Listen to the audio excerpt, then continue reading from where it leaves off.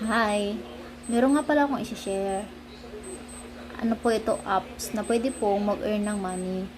Which is po, ang gagawin nyo lang po, download nyo po apps. Tapos, pagka-download nyo po, mag-sign in po kayo. And then, pagka-sign in po ng name nyo, or yung nickname nyo doon, is, ang gagawin po, i-authenticate ang inyong face.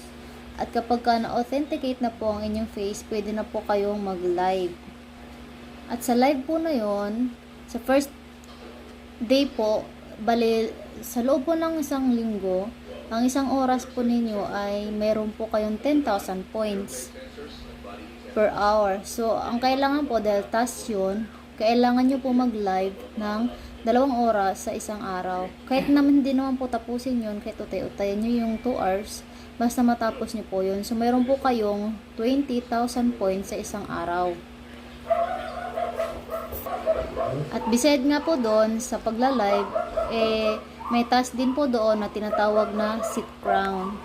Ang sit crown po, ay uupo kayo sa isang Uupo po kayo sa chair sa loob ng isang oras. 2 hours din po yon sa isang araw.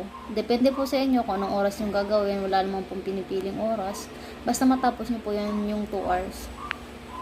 And then, kapag nagsisis po kayo or sit crown, mayroon po doong libreng coin sa taas na nasa box.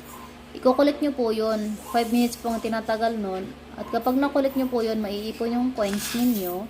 At pwede po siyang i-trade sa points. 1 week pa nga lang po pala ako dito sa Kupo, pero may ginawa po ako na bawal, kaya na-violation po ako. Yun po ang dapat ninyong iwasan, yung mga bawal. Nakalagay naman po doon kung ano yung mga bawal. At sa 3 days nga po, nag-earn na ako ng 50,000 points, which is equivalent siya sa $5.